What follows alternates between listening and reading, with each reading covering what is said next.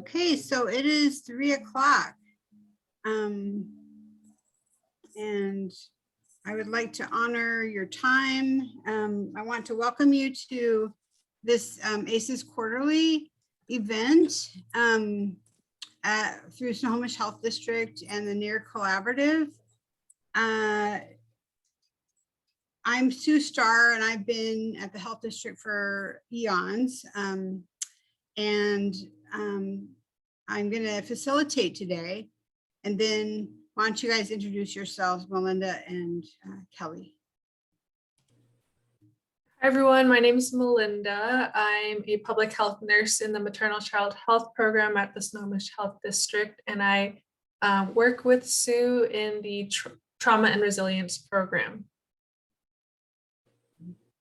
Hi everyone, I'm Kelly Grimsley. I work in the health district. I've been there 21 years and I work in the support staff area. Lately, I've been doing COVID 7 days a week for the last year and a half, but today I'm slowed down to help out with this conference. So I'm happy to be here. Thanks. Okay, so we're gonna answer this question in the chat. What role, professional or personal, brings you to this table? And the second question is, how are you adjusting to a new way of living with the COVID-19 pandemic? What habit or ritual are you maintaining to help feel normal? And we'll just read some of your responses in the chat. Mom of a trans questioning child from, yeah. Hi all, I'm a mom of a trans questioning child. I'm a licensed social clinician, have clients with these issues, so I wanted more information. Great, welcome everybody.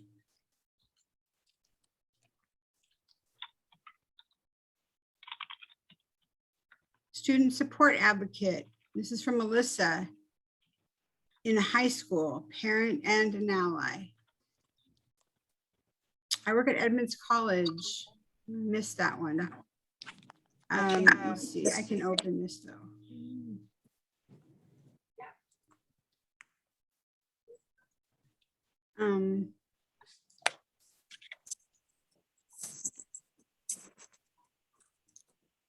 Done programming for older LGBTQ adults and want to do more. Parent of LGBTQ and non-binary youth. Student studying elementary education, learning how to make classrooms more inclusive. That's from Lizzie Flink. It looks like there's someone that says they go walking every day to help normalize things as much as possible, which is a great idea. I need to start doing that. To help me feel normal in the world, I've spent more time outside. That's another great one. Any advice of how you can make me go for walks? I'd appreciate it because I can't get myself to go for walks, but yeah, all of those are great. I am a volunteer at Skookum Kids. That's from Deborah. SHD COVID supervisor and part of the LGBTQ family. I'm a supervisor services advocate. I'm part of the LGBTQ positive community and support survivors who are too. To help me feel normal, I have spent more time outside. I need help going on walks as well. And I'm working on opioid overdose prevention at SHD, and I would like to make our team's outreach more inclusive. I thought of a way of going for more walks, but my husband said it was counterintuitive. I was thinking if my kids would hide candy for me down the path, I would go walking a lot more to find the candy, but I guess that really wouldn't be very helpful. Okay, let's see. So can we check in now? I guess, was that check-in, guys? I'm new to this role, so forgive me. do we want to introduce? There's 36. That's a lot. I guess the chat was the introduction. Sorry. Does anyone else have anything to add to that? Program Director of the ARC of Snohomish County, supporting individuals, Prevention, Education, and Outreach Coordinator for DVS, Snohomish County. That's from Ann Landis. Great. So nice to have all of you. This is great. Legal advocate, Girl Scout leader and parent from Angela Smith.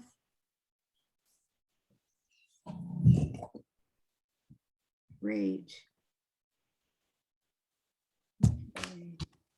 Shelter advocate at Snohomish DVS. Wonderful. Okay. My work is in education and I want to make it more inclusive.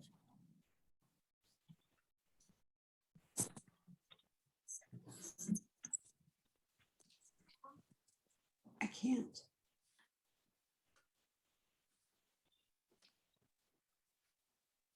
Shelter facilities coordinator at DVS SNOCO.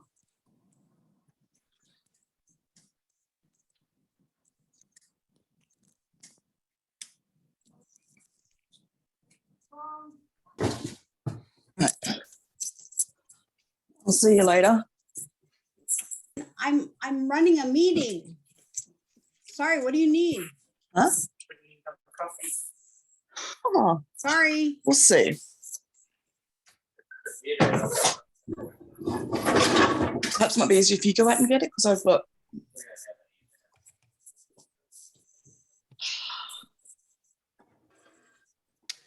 Okay, we're at, oh, we have, everyone please mute. Yeah, good idea.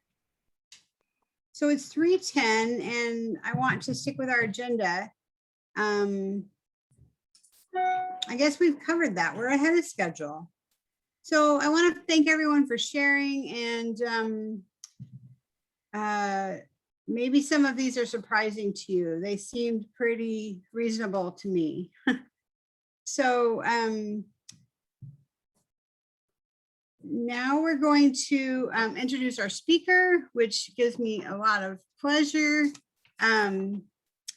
She is has so many different qualifications that they're just overwhelming. So she has worked with individuals impacted by abuse and violence and LGBTQI clients, folks that have HIV/AIDS. She's an equine therapist. She's an excellent equine therapist. I can say that from personal experience with my family.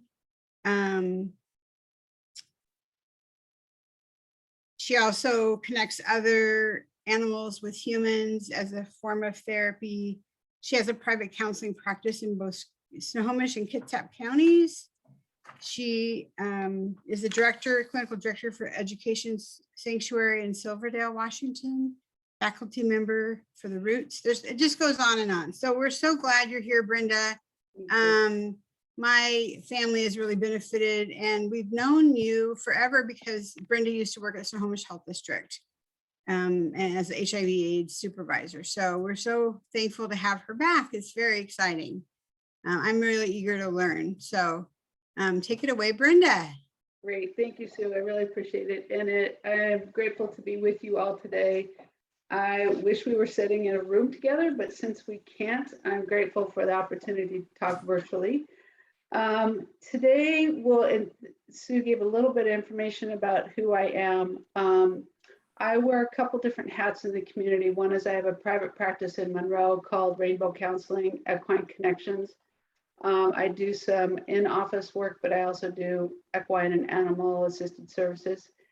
And as Sue said, I'm the clinical director for One Heart Wild Sanctuary in Silverdale. And I am the program coordinator for GLOBE, which is a youth group for LGBTQ youth. It originally started through the Snohomish Health District in 1993 as a way to provide support for our LGBTQ youth. And then I became involved as one of the program facilitators and lead in 1997. And I'll talk more about GLOBE. Following today's presentation, you will get this PowerPoint. And there's a lot of information in the PowerPoint we just simply won't have time to get to today. But I want you to have that information, so it will be sent out to you. I've worked hard to create a glossary that's pretty as inclusive as I can be. It's a constantly growing field of knowledge. So I won't guarantee everything is in there, but I tried to really, include as much as I could. So you will get the PowerPoint with a lot more information that we won't have time to go over today. So just briefly, we can go ahead and put up all those bullets. We will talk more about LGBT. What does it mean? What's the terminology? Sexual orientation, gender identity. What are the risk factors? How to be an ally? You can go on to the next slide. Both points. And then what are the resources that are available in the community? So let's go ahead and move on to the next slide. So when I do a training, one of the things that's really important to me is that we have an opportunity for open dialogue. It is really important to me that I create a space that people can ask questions, whatever that might be, and kind of struggle with the discomfort of that or the unknown. But together we can learn together, we can have discussions so that then when we are working with the LGBT community, we can show up in a different way and not expect others within the LGBT community to be our educators, that hopefully you can enter that in a different way. This is a topic that can bring up discomfort, that can push buttons. It's politically divided, and most certainly. And so I would ask that you just be open to new ideas, be respectful of one another, respect that we come from different experiences and opinions, and that we listen from a place of understanding. So, and that you take care of yourself. There could be some things that touch you personally in this conversation, and that you find ways to take care of yourself in that. I believe that you can go ahead and, as you have questions coming, can we back up a couple? Let's back up there, just the first bullet. Next slide, first bullet. There we go, thank you. But I believe as there's questions coming up, you can put those into the chat. We'll take some momentary breaks to be able to run through those, but we'll also leave some Q&A time at the very end to talk through as much as we can. I want you to consider, what are some of the very first messages that you learned about lesbians, gays, bis, transgender, questioning, kind of the whole umbrella? What were some of the first awareness that you had around the LGBT community? I want just to think for that for a moment, as well as what were the messages that were attached for you? Was it positive? Was it negative? Was it neutral? What were the things that came up for you when you first learned and heard messages about LGBT? My first personal experiences, I'll share. I identify as lesbian. I have been with my partner, 23 years. We were married in 2013 when it became legal. But my very first messages came when I was age 5 and 6, living in a very fundamentalist religious family, and first thing I remember is hearing about an uncle coming out as being gay, and that he was going to hell, that he was a homosexual and he was going to hell. That played a big influence in my own coming out process, when in my early 20s, I started struggling with my own sexual orientation.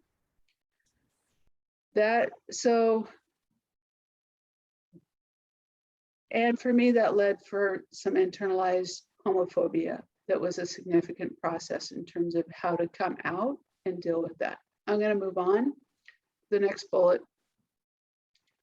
So it's considering what are those early messages, how have they shaped our own perspective around LGBT, whether we're somebody who is part of the community, a family member, or somebody who's trying to learn, how would those early messages shaped our perspective? I think it's really important to think about that and have some perspective of that. Next, please. I want to be really clear as we talk today. Everyone has their own experience. So again, as a white woman, now 59 years old, identifies as lesbian, I'm cisgendered, which means I identify with the sex that was assigned to me as birth. I was assigned female at birth. I identify as female.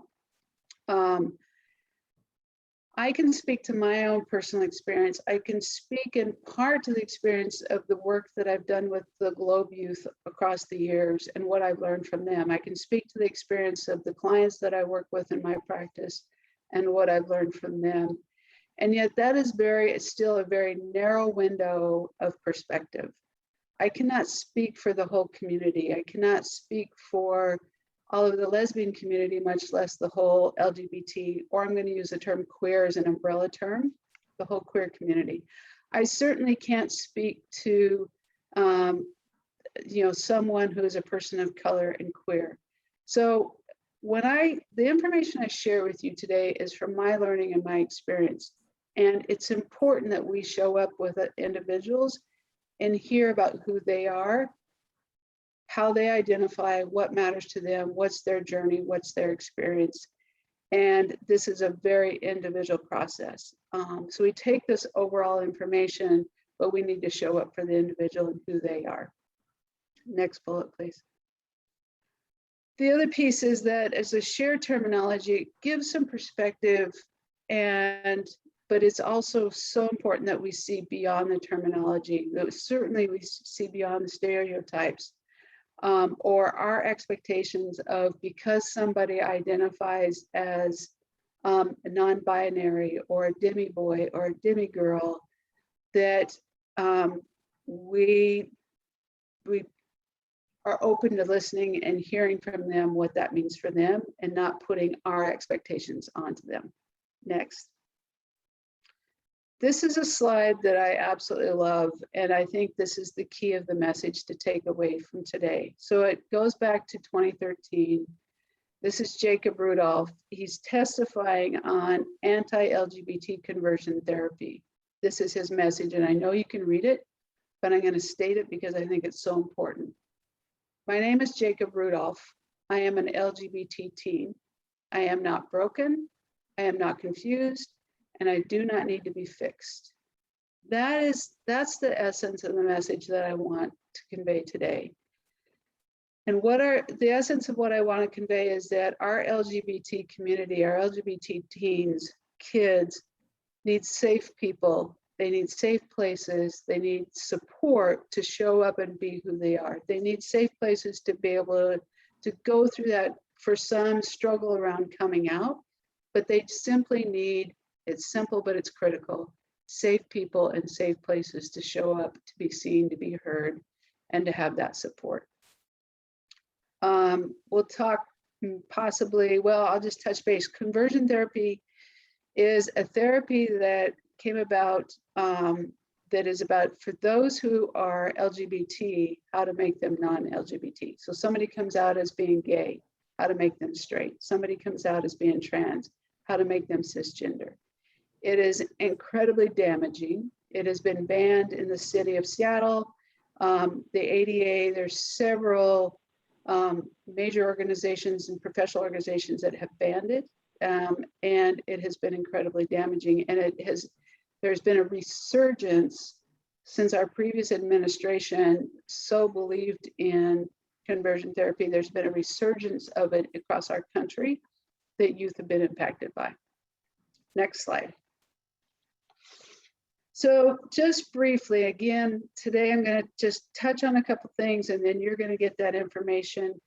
I want to talk about what's the difference between sexual orientation and gender identity. Next slide, or next bullet, thank you. That's great, thank you. every one of us has a sexual orientation. Every one of us has a gender identity. So sexual orientation is, who is it that we are attracted to? Who is it that we might be interested in dating? Who is it that we might be interested in being in an intimate relationship with? For some of us, for myself, my attraction is definitely towards women. I have some men in my life, and I have many gender fluid or transgender or gender expansive people in my life. But my partner is assigned female at birth, identifies as female, and is a woman. And that's my sexual orientation is lesbian. We all have a gender identity. So gender identity is really how we perceive ourselves. When we say the word I, what does that mean for us? What's the concept of ourself? For some, it is congruent with the gender we're assigned at birth. For others, it is not. And that is a large part of what we'll be talking about today. Non-binary and binary, we live in a very binary world. So binary means you've got two options. You can be gay or straight, you can be male or female. Perhaps you could be Republican or Democrat. Like we as human beings, like try to put things in boxes and narrow it down. And for so many people, those boxes don't fit. And so the more that we can think beyond the binary, the more that we can think in a non-binary world, it creates this opening for people to truly be who they are and to feel welcomed and feel accepted. And we'll be talking more about that. Next slide.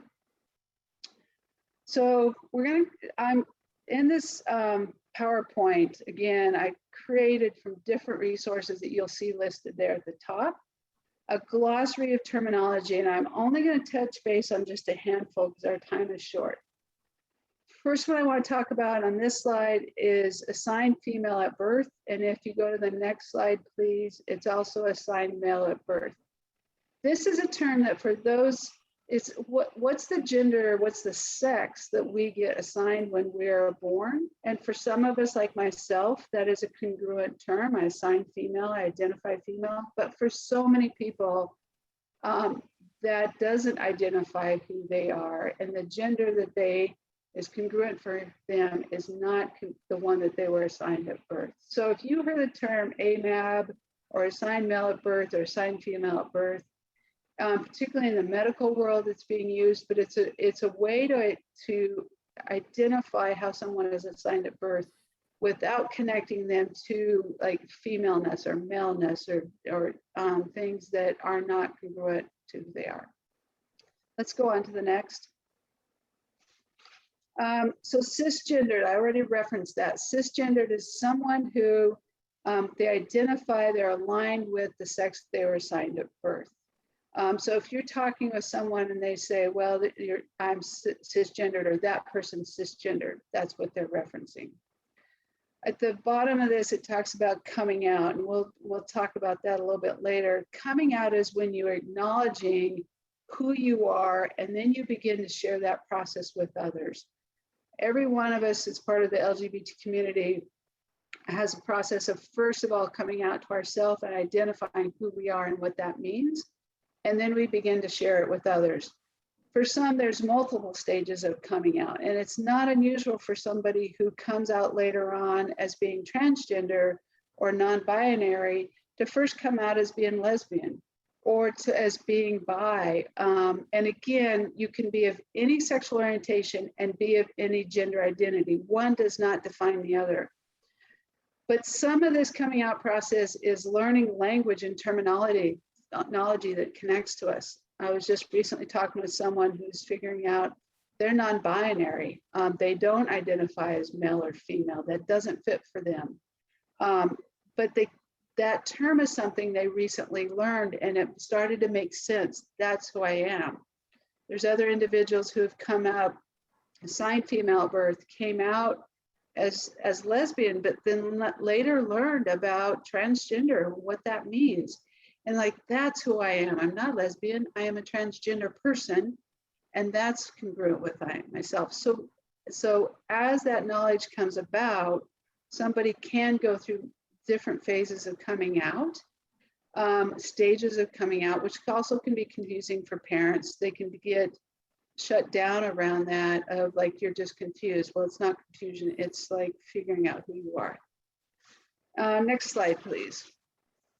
The one I want to point out on this one is dead naming. If you hear someone referencing being dead named, oftentimes when a person comes out about being transgender, non-binary, gender expansive, they may choose a new name for themselves, one that's congruent with who they are. And it may take some time to figure out what name is congruent. But when they're called the name that they're assigned at birth or a previous name, that can be called dead naming. So let's say this teenager was born assigned female at birth, and the name that they were given was Samantha. But as they have figured out that they're transgender and they begin to transition, they choose the name Joseph. Well, whenever they get called Samantha, they just got changed. They just got dead named. And there can be intentional dead naming of those who refuse to acknowledge Joseph. That is incredibly painful. It's incredibly damaging. It's also going to really rupture that relationship. There can also be unintentional dead naming as like we're in relationship with this person. Maybe this is my child that has come out and I've known them as Samantha for 15 years, and now they want me to call them Joseph. It's going to take my brain a little bit and to do some rewiring around that. But it is deeply important to work towards that, to be in relationship with that person. But every time they get dead named, it's so damaging and so painful. The other thing is it potentially outs that person. So if Joseph is now going to high school and is only known as Joseph at high school, but has not legally changed their name, and on the roster at school, it still says Samantha, substitute teacher comes in, doesn't know that this is Joseph, calls out Samantha. Everybody in the class is wondering, who's Samantha? We don't know who Samantha is. If Joseph has to raise his hand to say that's me, he just got outed. And that is also damaging and really terrifying and traumatic. So let's go to the next slide. Next one, and I noticed as I was looking through, there's some duplicate information that I have to clean up. Next slide, please.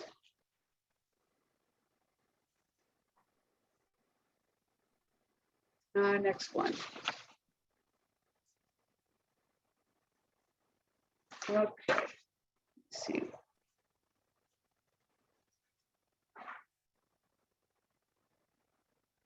Okay, let's keep going. Next slide. Again, we could spend a couple hours just talking about terminology, but you'll be getting this. Next slide. So outing is, again, if we go through our own process of coming out, but then we get to decide who and when we come out to others. And if, say, I meet Joseph and I am talking with Joseph at school and I out Joseph as being transgender without Joseph's permission, I've just violated that right. So outing is when we tell someone else, we expose someone else as being LGBT without their permission.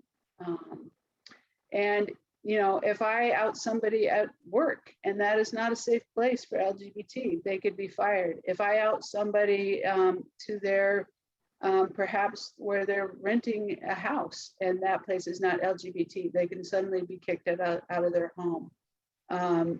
They can suddenly be kicked out of their family. So the repercussions can be very serious. Okay, next slide.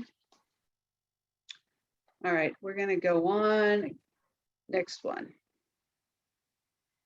Okay, and next slide. I think we're gonna go on to the video. Okay. So, oh yeah. So I wanna talk through, there is terminology, there's a world of terminology out there that can be really damaging. But these are some things I wanna point out and I'm gonna discuss why.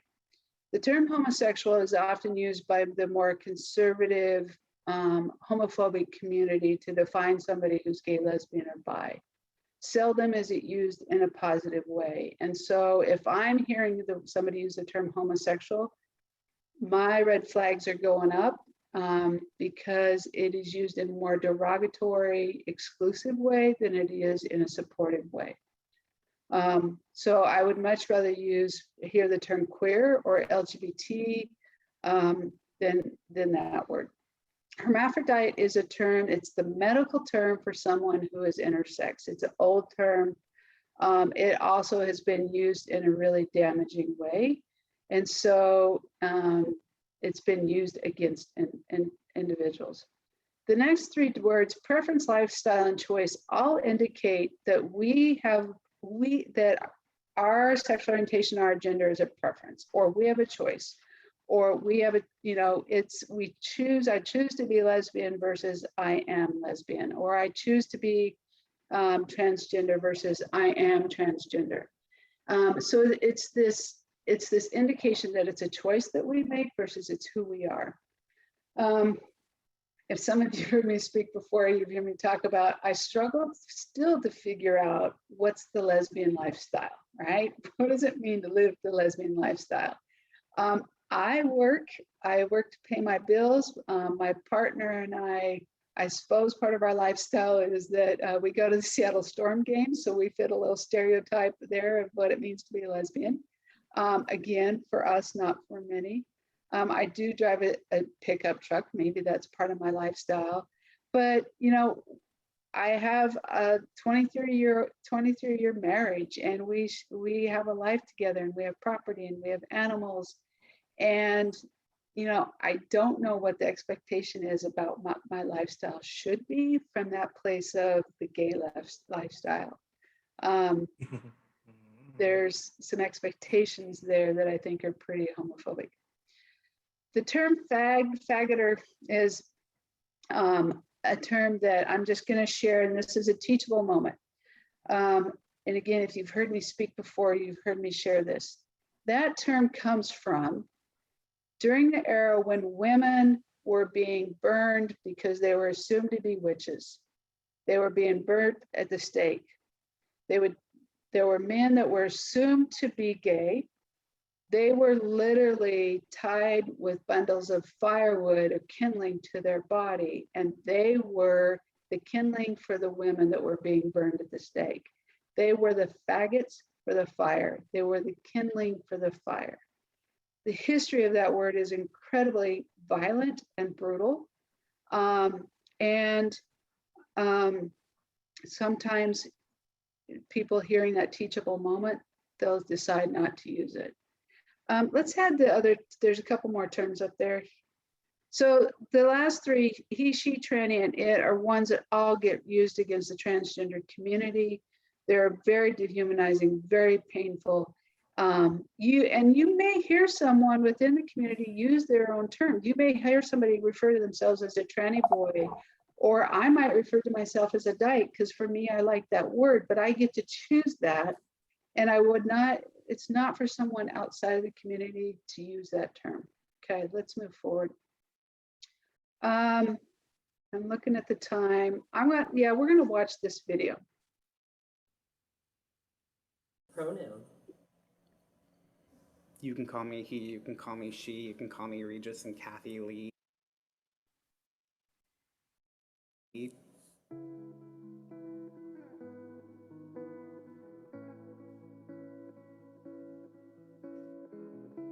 Simple. Pronouns are not hard, but people's understanding of them apparently is. Simple. Simple. I just feel like I'm not stabbing myself in the leg every 7 days with testosterone for them to call me she. Respect. I think it's always important to ask someone what they use, what honors them, and to use that. Gender, the way people look, isn't necessarily descriptive of who they are inside. Difficult. As someone who considers themselves non-binary, I have a lot of trouble interacting with people who've never interacted with someone who uses they, them pronouns. When people hear that I use he, she, and they pronouns, I think they get a little bit nervous, because what if they start using one pronoun and then they say a different pronoun in the next sentence? Then everyone will think they messed up. He, she, it, they, it's just a word. I don't like it when people call me a he. I feel like they need to be corrected right on the spot. When someone knows about my fluidity and chooses a pronoun that resonates well with me in the moment, yay. Key to educate oneself about who you let into your life and how they want to be identified. Useful. If anything, I'd be more hung up on the need some people feel to attach preferred. That could give people an inaccurate idea of what being trans is, because my pronouns aren't preferred, they just are, because my gender's not, a desire that I have or like a wish or something. It's who I am. It's just part of me. Useful. I mean, it's easier to talk to somebody when they know how to address you. Feel good about pronouns. It feels great to have the ability to choose your own pronouns. Constant. That is a thing that I constantly have to fight for. All my friends and family are on board, so I don't have to worry so much. But I always worry about what pronouns strangers are using for me in their heads, which is really just a silly thing I should not even be thinking about. Individuality. Given they might not know how to address you unless you tell them, or if they ask and you answer them. I would say patience. Mm-hmm. When somebody uses my pronoun, I don't get angry, I just re-correct them and help them really understand, the importance of how misusing somebody's pronoun can be offensive. Identity, and you better get it right. In the workplace, people who persistently misgender you are actually guilty of sexual harassment. So what's more important, how you see me or respecting how I see me?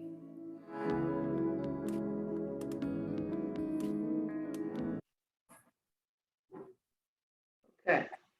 And this is a really great series that you can look up. That's just got a wealth of information in it, and they're all pretty short video clips, but it's a great series. Let's move on. Let's move on to the next slide. So, and I think, I just want to focus on this for a moment. Someone just is transgender. It's not a choice. A gender transition of any kind is a choice, and that's very unique. It's very individual, but being transgender is not a choice. Being LGBT is not a choice. It's just who we are. It's our identity. Okay, let's move on to the next slide. So again, these are the things that are a choice: being transphobic, homophobic, ableist, sexist, misogynist, or racist. Things that are not a choice: being transgender, being queer, gay, bi, pan, disabled, a woman, certain race or ethnicity. Those are not a choice. Okay, next. So I'm going to briefly touch on just some of the risk factors. So we know that our LGBT youth are at greater risk. You can see here, 42% of LGBT youth seriously considered attempting suicide in the past year. These are 2021 stats from the Trevor Project. We know that our risk factors go up even more for our transgender and non-binary youth. And for our queer youth of color, you can see the risks go up even greater. So the intersectionality that plays out between gender and sexuality and race and ethnicity is really important. So let's keep moving. The history of politics, what has been happening through our country in the last several years has also really impacted anxiety and stress for the LGBT community. For those who have been considering going through some kind of a medical affirming process, gender affirming process with surgeries or transitioning, there's been a real fear of what happens if I start on hormone replacement surgery and those rights get taken away, my medical care gets taken away from me. We've seen that play out in different states in the United States. It's not a false reality, and so that's had a big impact. Next slide. The impact of COVID on so many of our youth in general, but we've really seen an impact on our youth who have been more isolated. And again, the number of youth who are living in homes that are not gender affirming or LGBT affirming, and it's not safe for them to be there. The impact on mental health. Those who are seeking counseling but haven't been able to do that. I know with my practice, I would say probably at least 80–85% of my practice is serving LGBT. And I get referrals on a almost daily basis, and I can't take that in because my practice is full, and having others to refer to, we need more practitioners, definitely. There's just not enough. Next. So again, some of the intersectionality that plays out and the increased risk that happens for our different LGBT members. And then let's go on to the next. So one of the things I think it's really important to point out is we're talking about ACEs and as we're talking about resiliency, one of the things that matters so much is for our transgender and non-binary youth, being able to be respected for the pronouns and names that they're choosing. So we've seen that those who are respected in their homes around the pronouns and the names that they're asked to identify for themselves, the suicide rate gets cut in half. That's really significant.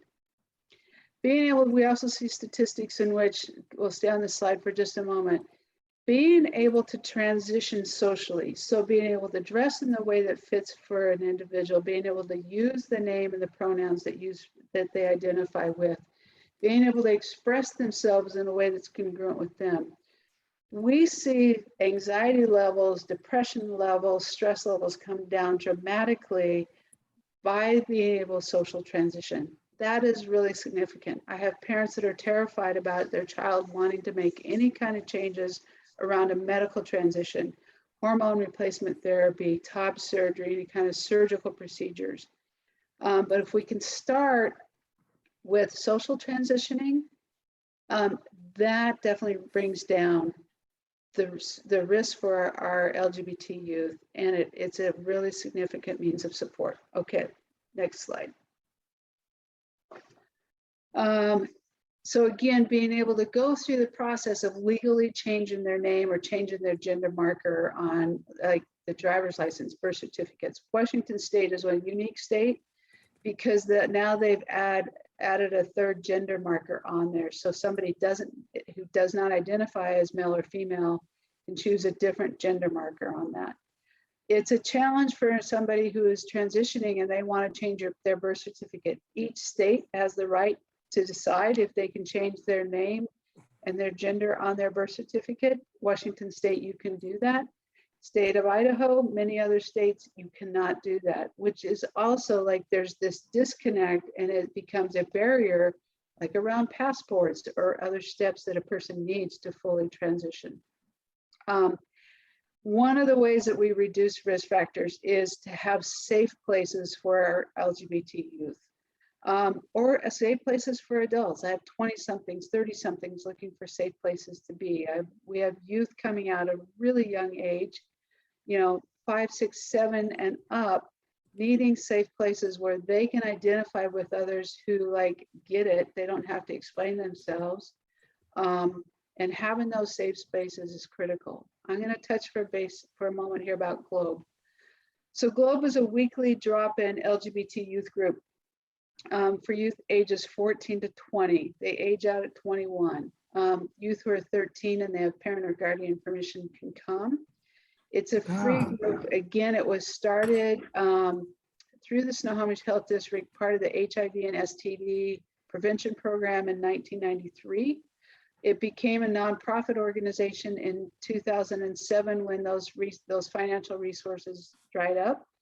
It is now under the Everett PFLAG group as a nonprofit, And it's in Everett, couple blocks from Target on Everett Mall Way on the bus line. And it's a place where youth can show up.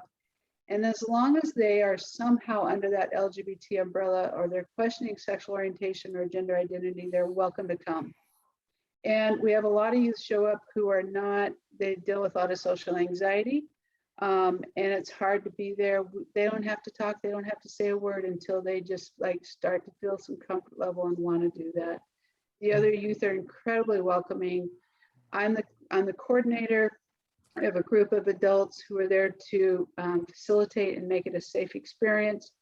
And we have a number of youth who grew up with Globe and then are coming back to volunteer their time and to be one part of the leadership team, which is really amazing. So let's go on to the next slide. So these are some of the things that are like, what helps our youth to just like stay connected and stay grounded and have some strength. Then, so having affirming parents, parents that like, maybe I don't get it, but I love you and I care and I want to be here for you, that matters dramatically. Anime, art, it is important around celebrities coming out and being visible. That visibility of other people, particularly adults, you know, somebody that's older than them coming out and living life and doing well and thriving or working through their struggles matters. Having a chosen family. So for many of our community, they're rejected from family, they're kicked out of their homes, family is not accepting. So being able to create our own family for ourselves, people who are safe and supportive, whether they're LGBT or not, is a very common experience, and it's a very important experience. Being able to have, you know, just looking through some of these things, having a faith community that is supportive and doesn't tell you that you're going to hell. These are all factors that are critical in terms of how to help a person be strong and resilient. Let's move forward. Next slide. Having a pet, I'm a big, you know, a part of my practice is doing animal assisted therapy.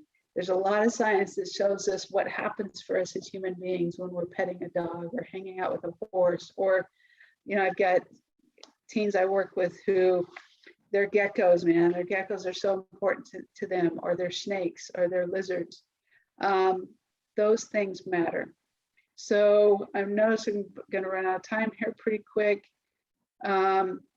These are all factors of things that help. So being the visibility of rainbow flags, LGBT flags, there's a really amazing progressive flag that's out there now that represents the rainbow flag, but also the BIPOC community and their intersex community. Like to walk into a business or to see on a business that they have one of the LGBT flags up, I instantly want to support that. I was just in the ferry line in Kingston. I go back and forth between Kingston, Edmond, my work in Silverdale, and I was noticing a coffee shop on the right-hand side as I'm looking there, and they had this inclusive poster outside of their store, and they have rainbow flags. I had time to go get coffee when I got in the ferry line, and I was very intentional to go there, and I am very intentional to go there and support them because they support me in the community. If you're working in a school or an organization and you are safe and supportive, being able to put up a rainbow flag or a progressive flag in particular, or a globe brochure, that becomes a message that, first of all, we understand, we recognize the LGBT community, and we want to be a safe resource. Now, I'm going to caution, if you are not an organization that truly isn't as supportive as LGBT, if you're an organization that part of your mission includes conversion therapy or changing somebody, please don't put up that flag because it's not a safe place to be. I really want you to assess, are we a place that is inclusive and accepting and supportive of LGBT? And if you are, again, some simple symbolism is an important message. Okay, let's go on to the next slide. And these are just other ways that our youth are talking about what helps them to be happy, to have joy, to be resilient.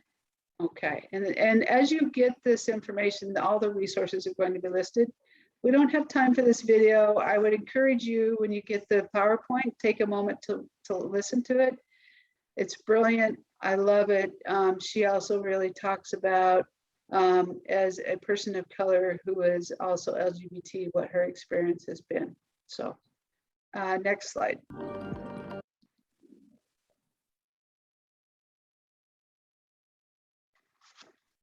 So one of the things that I'm really excited about this research coming out is the overlap that we see between autism and gender identity, gender variance. And so some of the data that's here, and I love this quote at the top, the greater a culture's appreciation for diversity, the more we see diversity.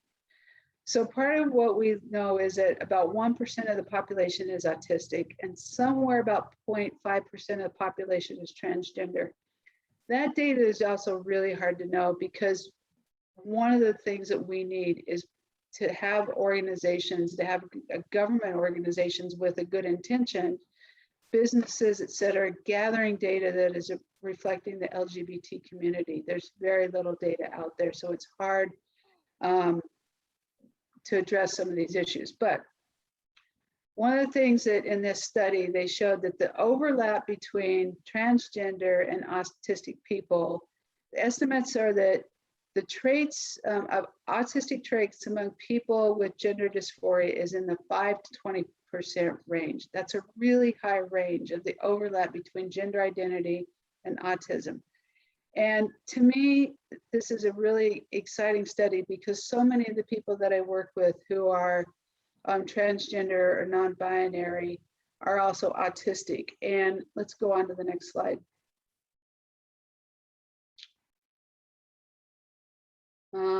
So the Dutch did a study that showed there to be 10 times higher population of Dutch children with gender dysphoria in terms of prevalence of autism spectrum disorder, 10 times higher in the population of Dutch children and seeking support in this clinic for gender dysphoria.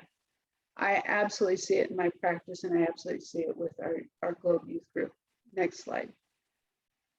So yeah, let's just go ahead and put these up. So these are some of the challenges. There's some, I think it's so important that this is being talked about, and it's being talked about for the individuals who are autistic and transgender and non-binary. There's this sense of being different, but not truly understanding. There's the sense of, experiences of being bullied due to autism or gender or both. Being excluded from medical procedures. So I'm working with, 5, 6, 7-year-old autistic kids they've had meltdowns, whether it's in a doctor's office or a counselor's office, and they've been kicked out of those services versus really understanding who they are. And not understanding, like, this is someone who's autistic and this is someone who is transgender and their needs around that.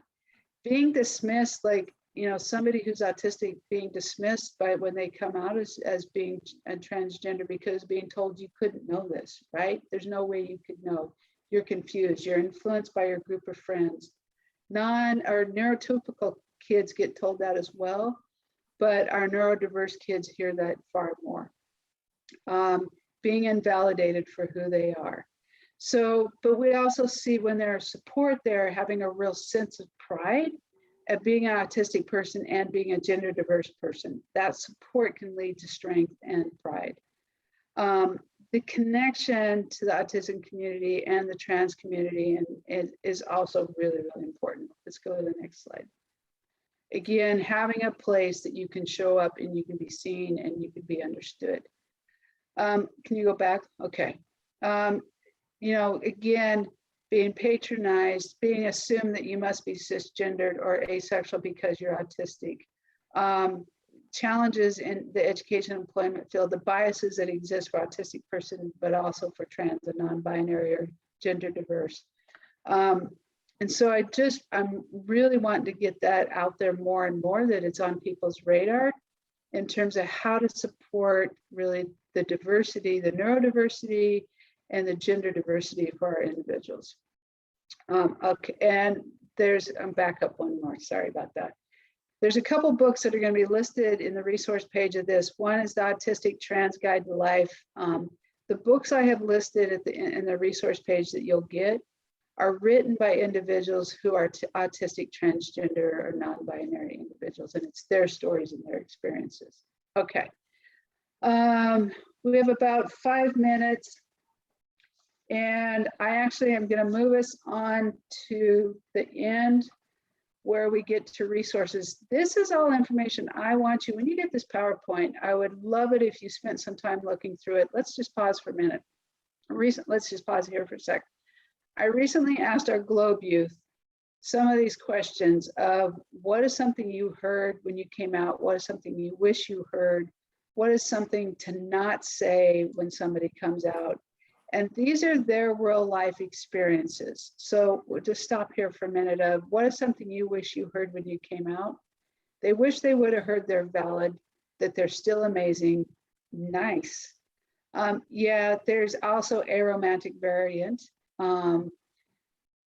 What you feel now is important. They wish they would have had information that about a more diverse representation of the queer community. It's not that all gay men have washboard abs or that all gay men are white. And also that you can have phases and you don't need to stick with it. So that understanding of you may come out as lesbian and then figure out you're trans, or you might start using some different names or different pronouns, and that's going to transition as you figure yourself out. Okay. Due to time, let's go several slides forward to the resource pages. We have to skip the other videos. I encourage you to look at those as you get this. But I want you to know some of the resources that are available. Yeah, keep going. Keep going. My apologies that we're just going to have to skip through so much of this. But this is information that you can come back to. Let's pause here for a minute. So let's go back just one. Okay, so when you are looking for professionals in the community to refer people to, one of the things is to ask or consider, have they ever worked with, this is specific around trans binary questioning, but have they ever worked with the LGBT community before? If they have not, are they willing to learn and to seek out? And it's really important that LGBT members are not the ones training a professional in their role. If you want training, seek me out. There's a number of people who can do trainings, myself, but there's a number of other folks out there who do trainings on work in the LGBT community. Get your own professional training. Don't depend on those that you're serving to do that for you. So are they willing to learn and seek out? What do they see to be this person's role, to be in this person's journey? And if they're working with teens that are coming out around gender identity and are wanting to go through some kind of social or medical transition, gender affirming process, do they feel like teens are too young? To me, that's a red flag in working with that person. If there's any indication that they are participating in conversion therapy, reparative therapy, that is a definite no. That is not a safe person to refer to. Okay. We literally have 1 minute. Let's keep going through.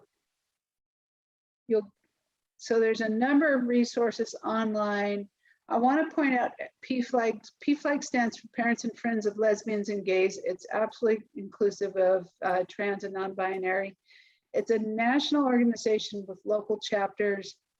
For Everett, there's an information for the Everett chapter. It's a once a month drop-in group for whoever, family or friends, that might be struggling with a person coming out, wanting to understand, wanting to learn more. Skagit has had a really strong group in Skagit County. So that's a resource information. There's Globe, and let's go to the next page. You're going to see more information. If you're a part of a school group, GLISTEN is a great resource for doing gay straight alliances, rainbow clubs, queer straight alliances. The names are changing for student clubs. It's a great resource. I highly recommend. And then if I'm working with a child or younger teen around gender affirming care, I'm going to refer them to the Seattle Children's Clinic. My hope is in time we'll get more resources in Snohomish County. Right now, those resources, particularly for children and younger teens, is pretty limited.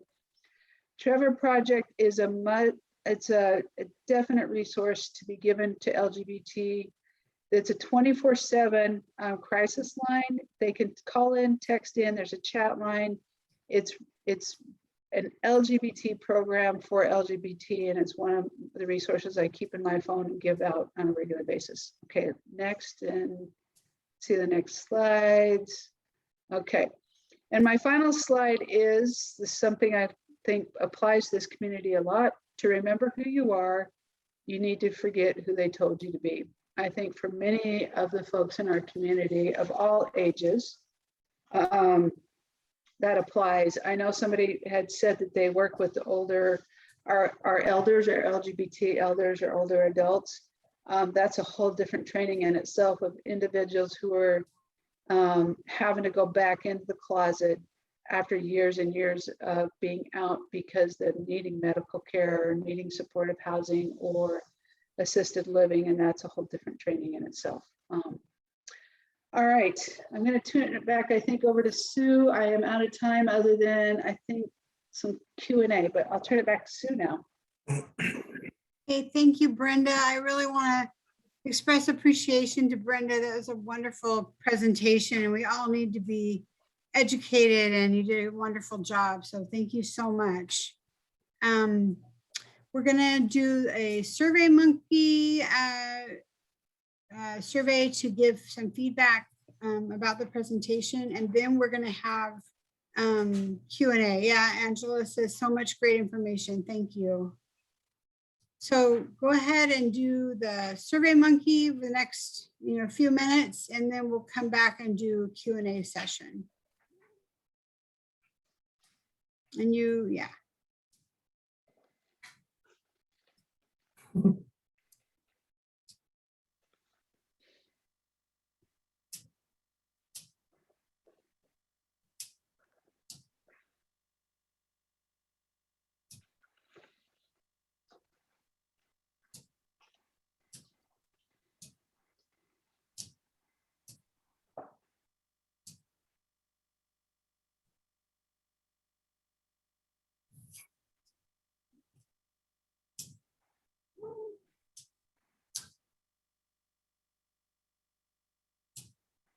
So please feel free to type in any questions for Brenda. You have a minute and you're done with the survey.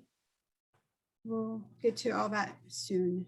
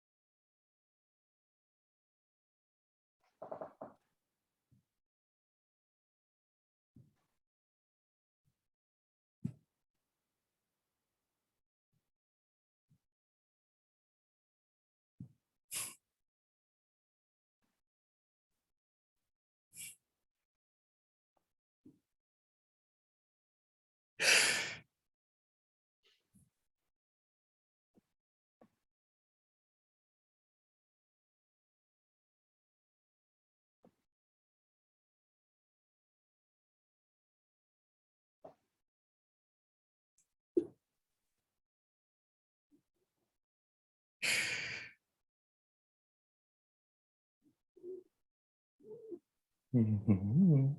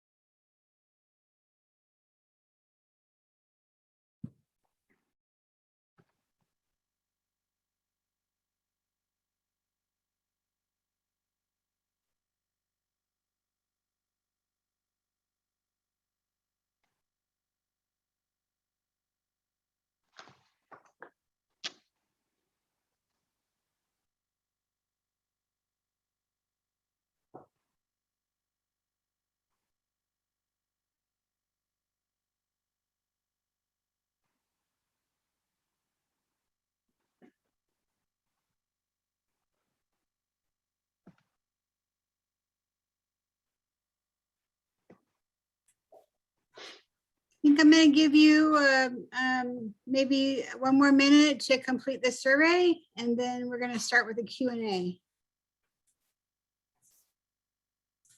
Thank you for doing the survey.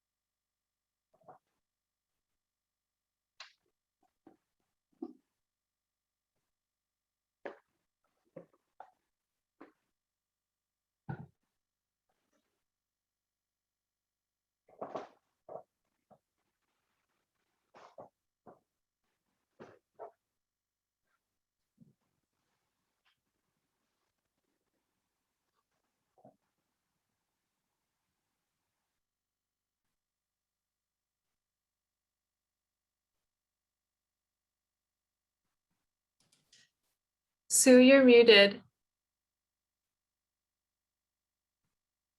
Sorry, guys. Let's see. Let's get started with the Q&A. Here is Brenda's contact information. There was a question about that.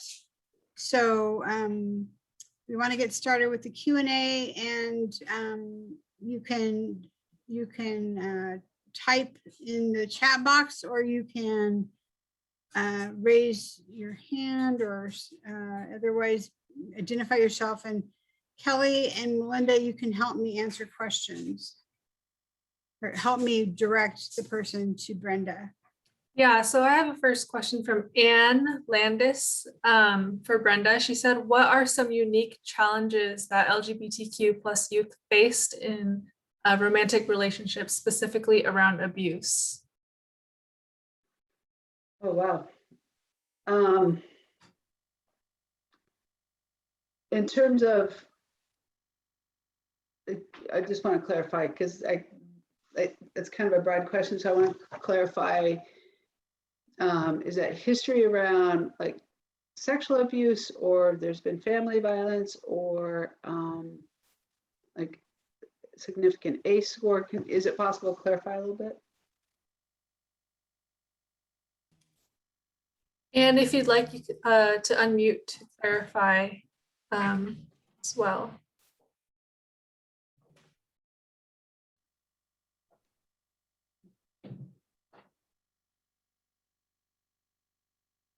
Yeah, around their personal romantic relationships. Okay.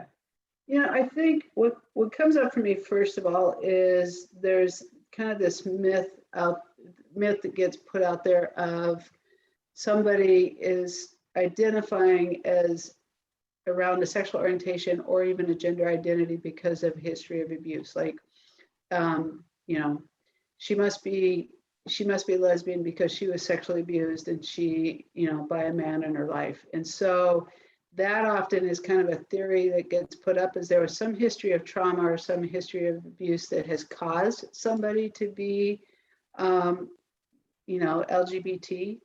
And that's where it's not a cause. This is who we are. Like my sexual orientation and my gender identity is as much part of me as my blood type, the color of my eyes. There wasn't something that caused me to be lesbian. And so that's one thing that shows up is, I think, particularly in some family members, or even some, I would say some religious communities, that you must have been sexually abused or assaulted, or some form of trauma caused you to be this way, versus this is who you are.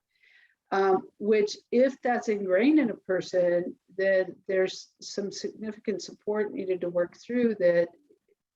That's not a factor. You may have had trauma in your life, and trauma does have effects, as you all know, in terms of working around ACEs, but it's not the cause of a sexual orientation or gender. And it certainly can be something that then, if that's the messaging that somebody has been taught and taken on, then it is a significant factor to work through in terms of then how to show up and have a healthy relationship and to be in relationship. I think one of the things I also want to point out is we have more youth and adults coming out as being asexual or aromantic. So being asexual is, and there's a continuum for both, but for some asexual individuals, it's like there's no interest or desire around sexual contact. And for some, that's like 100% on one end of continuum, no way, there's no interest, no desire. And for some others, there's somewhere on that continuum in terms of where they're at.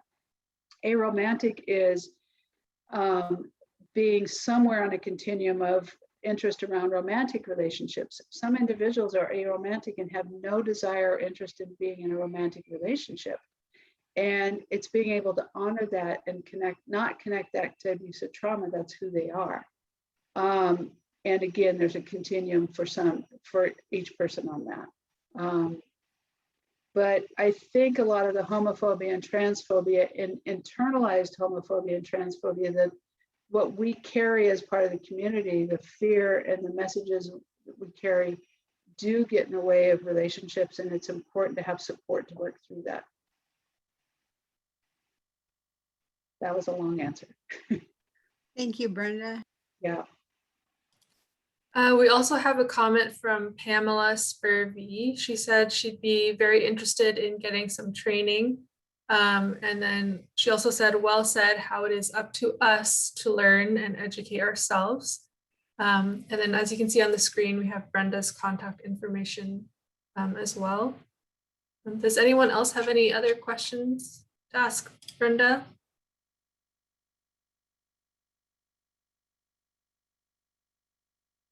I think there was a comment around pronouns. Yeah. What is easier here? One thing around that is my go-to, if I do not know what pronouns they're using for themselves, my go-to is they, them. So by using they, them, it is gender neutral. I'm not deciding how anybody identifies in any way. So they, them is just, it's a neutral, kind of a safe way to use pronouns if you don't know. And then, you know, there are more and more pronouns that people are using to identify because it feels more congruent to them. So the theirs is one of those. And what I would say is, for all of this information, the pronouns, the terminology, it's not about having to memorize it. I know it can get overwhelming. It can get mind-boggling. When I just updated this glossary, and it's updated from a couple of years ago, and it has expanded dramatically. And it can feel a bit overwhelming, particularly if you're not part of the community or you're not doing this work. And what I want to say is, it's not about memorizing it. It's not about understanding, having it all down or understanding all the pronouns. It's being able to say to this person, what does that mean for you? Or tell me, I think it's okay if you don't know how to use pronoun, it's okay to say, I want to know how to use that for you. Can you tell me how to do that? I think that's actually respectful. And if they don't, or they want to refer you on, great. for me, learning to use Z and Zir was a bit for my brain to take on, and I had to ask, like, am I using this appropriately? Sometimes I did, sometimes I didn't, but the intention was to do it in a respectful way. So not trying to overwhelm you with information. It's about the connection human to human, and being in a respectful, kind way, saying, I want to know what that means for you. I don't know if that helps. Thanks, Brenda.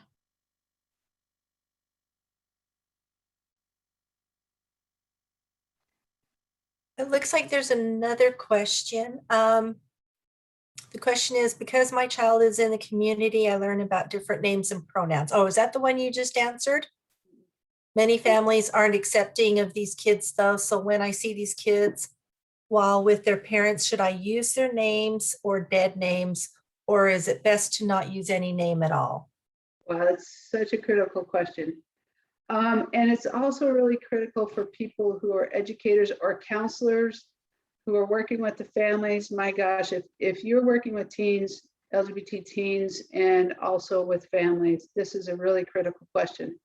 And it's something that we have to work really hard around being careful with. If I'm working with a teen and I'm also working with their parent in any way, I'm talking with that teen or kid.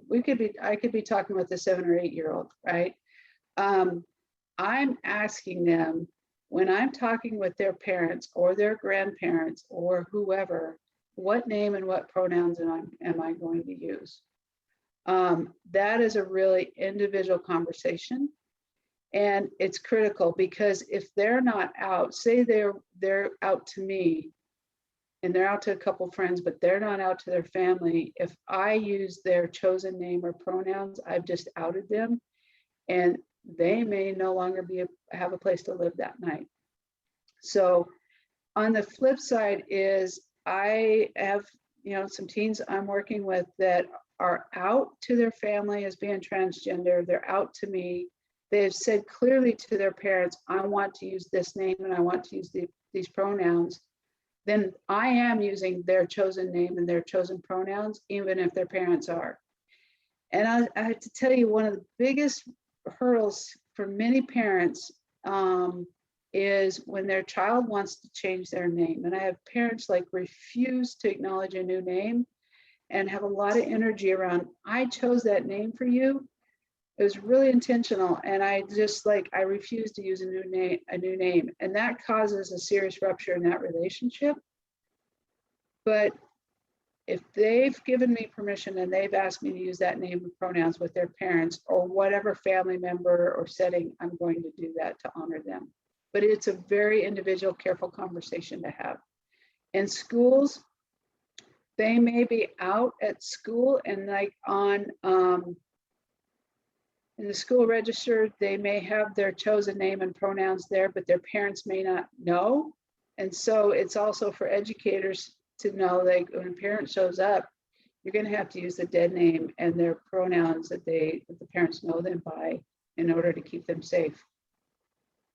So it's challenging, but critical. Okay, I think I'm out of time. Let's see. Thank you, Brenda. That was appreciated that answer. And we appreciate you and you being here and all your knowledge and information, and we're all the richer for that. So we want to thank you. Thank you. Yeah. Appreciate it. I appreciate the work the Aries one's done, and people I appreciate that you all showing up today. I hope this is helpful. I just want to say again, there's so much we didn't talk about today that's in that PowerPoint. We just really touched the very tip of the iceberg of the information that we could be going over together. So hopefully the PowerPoint will fill in some information. So, yeah. We're going to invite you to put a word in the chat box regarding how you how you have responded to this training and how this information has hit you and you're experiencing it. So she says, thank you for putting this together, from Marianne Grafton. Appreciative, from Alyssa Campbell.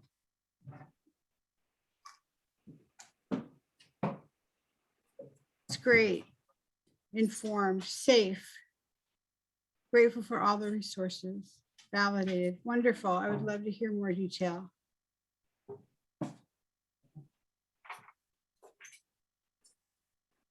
Helpful. Inspiring.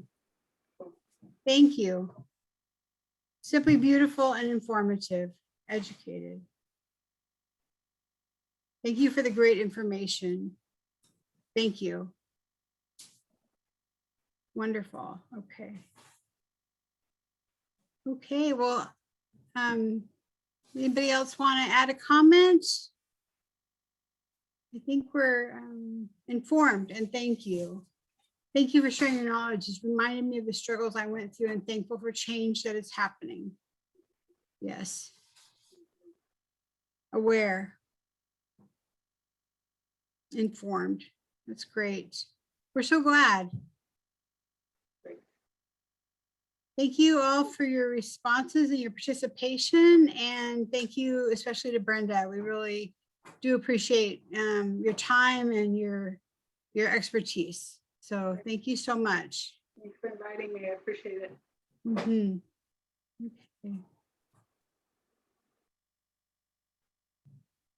Okay. That concludes our time together, and thank you so much for being here. Bye-bye. Bye. Thank you. Uh-huh. Thank you. Thank you. Bye. Thank you.